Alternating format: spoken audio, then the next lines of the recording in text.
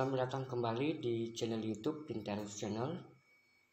Pada video saya kali ini saya akan membahas syarat-syarat peserta mengikuti seleksi P3K tahap 3 tahun 2021.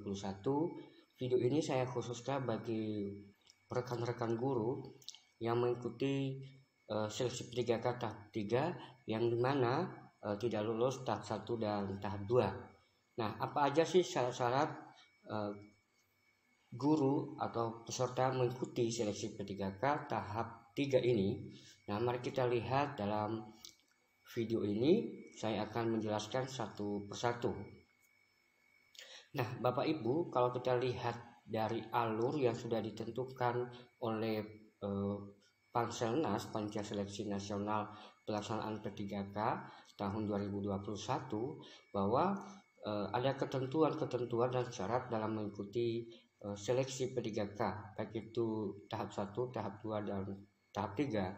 Nah, tahap 1 tahap 2 sudah terlaksana, dan bahkan tahap 2 sekarang sedang menunggu hasil final kelulusan peserta. Nah, Bapak Ibu yang tidak lulus pada seleksi tahap 1 maupun tahap 2 nanti akan diberikan kesempatan untuk mengikuti seleksi tahap 3. Nah, syarat-syaratnya dan apa aja petunjuk dalam mengikuti seleksi tahap 3 itu, mari kita lihat syaratnya, yaitu syarat-syarat seleksi P3K guru tahun 2021 khusus bagi tahap 3. Yang pertama yaitu pelamar dari tenaga honorer K2 yang tidak lulus seleksi kompetensi 1 dan 2. Guru non ASN yang tidak lulus seleksi 1 dan 2 namun mereka itu sudah terdaftar dalam Dapodik. Guru-guru swasta yang tidak lulus di tahap 2. Nah, guru-guru swasta ini mereka hanya mengikuti di tahap 2 ya. Mereka tidak mengikuti tahap 1 karena tahap 1 itu hanya dikhususkan guru-guru honorer yang ada di sekolah negeri. Namun mereka harus juga sudah terdaftar di Dapodik. Nah, yang keempat yaitu alumni PPG yang tidak lulus seleksi tahap 2. Mereka juga yang sudah lulus PPG ini punya sertifikasi pendidik, yang sudah mengikuti tahap 2 namun tidak lulus, mereka bisa mengikuti di tahap 3.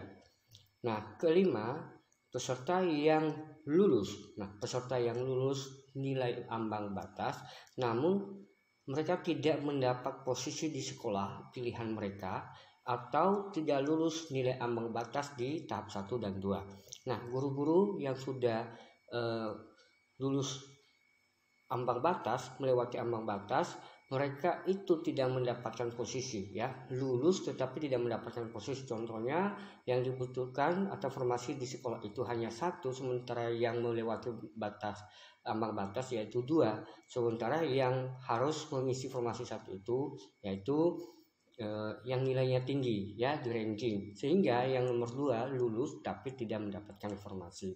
Nah, mereka bisa mengikuti di seleksi tahap 3, tapi dengan ketentuan mereka harus wajib daftar ulang untuk memilih formasi yang tersedia ya. Nah, Bapak Ibu, untuk daftar ulang ini maksudnya yaitu mereka yang sudah punya akun SSN ya, mereka sudah punya akun, sudah daftar terlebih dahulu, mereka sudah mengikuti tahap 1, mereka telah mengikuti tahap 2 dan tidak lulus atau tidak mendapat formasi. Nah, mendaftar ulang ini maksudnya memilih kembali formasi yang kosong, memilih formasi yang tersedia. Nah, Bapak Ibu harus melihat dan memilih tempat atau sekolah yang kosong ya, yang kosong formasi atau masih ada sisa, mungkin sisa 1, sisa 2 di sekolah itu yang nanti kita bisa pilih formasi itu. Nah, bagaimana cara memilihnya? Kita harus membuka akun SSCASN kita. Nanti kita akan melihat di situ sekolah mana, daerah mana yang harus kita pilih, formasinya masih ada. Nah, keenam ini adalah perbedaan ketentuan atau syarat dari tahap 1 dan tahap 2. Di tahap 3 ini yaitu ada catatan tambahan. Semua peserta seleksi tahap 3 yang akan daftar di tahap 3 boleh memilih formasi di seluruh Indonesia, ya. Boleh memilih formasi di seluruh Indonesia, ya. Boleh memilih sekolah. Kalau yang penting ada formasi di situ di seluruh Indonesia sesuai dengan sertifikat pendidik kalau sudah cerdik, atau kualifikasi akademiknya, ya, sesuai dengan ijazahnya atau linearitas ijazah dengan mapel yang akan dipilih. Jadi perbedaannya dengan tahap 1 dan tahap 2, di tahap 3 ini kita bisa memilih di seluruh Indonesia, artinya lintas daerah, lintas provinsi, lintas jenjang. Nah, guru awalnya yang guru SMA, ya, guru SMA di tahap 1, tahap 2 tidak lulus. Nah, di daerahnya tidak ada lagi formasi, boleh memilih di SMP Bapak Ibu, ya. Boleh memilih juga di SD, ya. Karena ini lintas provinsi, lintas daerah, ya, lintas SD, SMP, SMA, ya, lintas jenjang. Nah, itu perbedaannya. Jadi Bapak Ibu harus berhati-hati dalam memilih formasi karena banyak sekali nanti Bapak Ibu yang akan menjadi peserta dalam tahap 3 ini, sementara formasi tinggal sedikit karena sudah terisi di tahap 1 dan tahap 2. Nah, itu syarat-syarat seleksi P3K guru untuk tahap 3 nanti akan diumumkan untuk pelaksanaan tahap 3 ini, tapi saat ini masih belum diberitahukan, belum diumumkan kapan akan dimulai tahap 3. Nah, sekarang pertanyaannya, setelah selesai seleksi tahap 3, jika masih ada yang kosong formasi, apakah diadakan optimalisasi atau menunggu P3K tahun 2022? Nah, ini yang kita tidak tahu nanti bagaimana dari panitia seleksi nasional, ya. Jika masih ada yang kosong formasi, ya, masih ada sekolah-sekolah yang kosong guru, ya. Apakah nanti setelah seleksi tahap 3 ini apakah digunakan atau diadakan optimalisasi, ya, pemilihan atau penetapan guru-guru yang sudah lulus passing grade tapi tidak mendapat formasi, apakah langsung ditempatkan atau bagaimana, atau harus menunggu P3K tahun 2022. Nah, untuk P3K tahun 2022 kita belum tahu apakah ada atau tidak ada. Nah, harapan kita setelah P3K tahap 3 ini, jika ada formasi, lebih baik diadakan optimalisasi, ya, langsung ditempatkan guru-guru, ya, yang sudah melewati ambang batas tadi di ranking, langsung ditempatkan aja, nggak usah mengikuti seleksi di tahun 2022.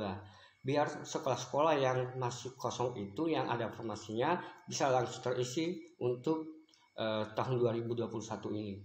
Nah, itu sih menurut saya untuk jika ada kekosongan formasi pada saat selesai tahap 3.